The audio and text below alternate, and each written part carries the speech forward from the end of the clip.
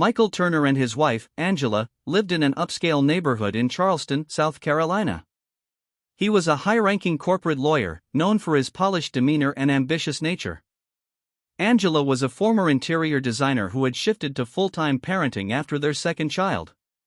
Together, they had built what looked like a perfect life: 2 kids, a golden retriever, luxury vacations, a waterfront home. But behind the perfect family Christmas cards, something sinister was growing. It started with whispers, late nights at the office, unexplained business trips, Michael's phone always locked. Angela noticed first. She told her best friend during a wine night. "He's distant. Cold. Sometimes I feel like I'm living with a stranger." Michael claimed it was work stress. Angela knew better. She installed a GPS tracking app on his phone. On a Tuesday evening, instead of the law office, Michael's location showed he was at a boutique hotel 30 miles away. Angela drove there. She didn't confront him, but watched from the parking lot as he exited the lobby with a woman half his age. Her name was Samantha Green, a 28-year-old paralegal Michael worked with at his firm. Beautiful, ambitious, and unaware she was the other woman. Michael told Samantha he was separated but still living with Angela until the divorce settled. It was a lie. 4 months, Samantha and Michael met in secret. Weekend getaways, lunch breaks turned into rendezvous, and long late-night phone calls. Angela played it cool. She hired a private investigator. Photos came back: Michael and Samantha at restaurants, entering hotels, kissing in parking garages. Angela was devastated. But she wasn't going to walk away quietly. On June 3, Angela confronted Michael with a folder of photographs. He didn't deny it. "Angela, you lied to me. You lied to our children." "Michael, it wasn't supposed to go this far." "Angela, you're not going to destroy this family and walk away clean."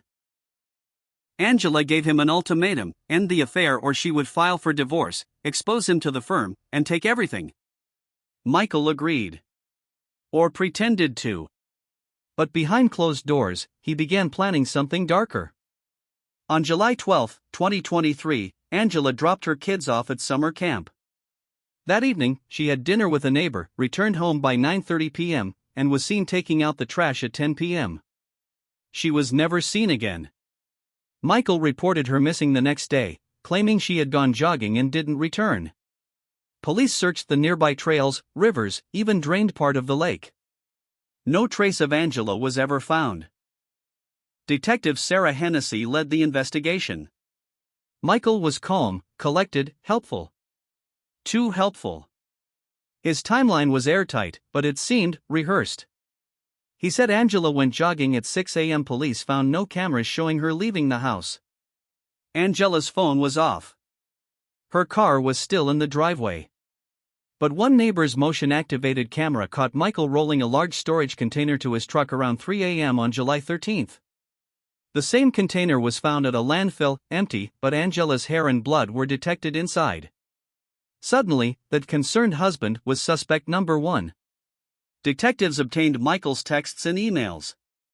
Among them, Michael to Samantha: "It'll all be over soon. She's not in our way anymore."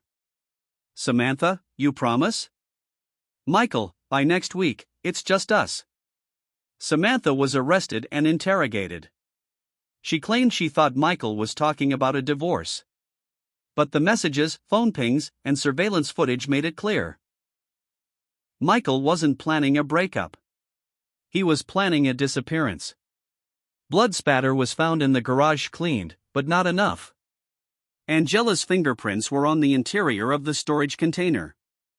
A neighbor's security footage caught muffled banging noises around 2:45 a.m. Cadaver dogs alerted in the back of Michael's pickup truck. Still, no body. Michael's defense team insisted Angela had run away and framed Michael for revenge. But forensic experts testified the scene pointed to homicide, blunt force trauma in the garage, then body disposal hours later. The trial began in March 2024. It was the story everyone was watching. A cheating husband. A missing wife. A beautiful mistress. Prosecutors painted Michael as manipulative, cold, and calculated.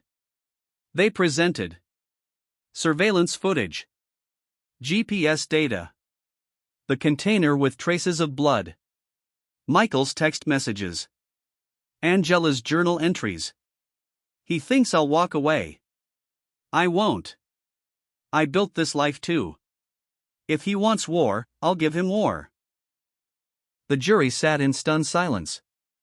Michael showed no emotion throughout the proceedings. After 2 weeks of testimony and 3 days of deliberation, the jury returned its verdict. Guilty of first-degree murder. Michael was sentenced to life without parole. Though Angela's body was never found, the circumstantial evidence, forensics, and digital footprint painted a complete picture. Samantha, though cleared of any direct involvement, moved out of the state. She issued one public statement. I was in love with a man I didn't know.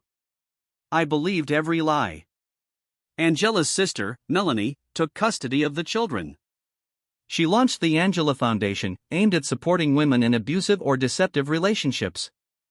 Angela didn't die the night he hit her. She died the night he decided she was disposable.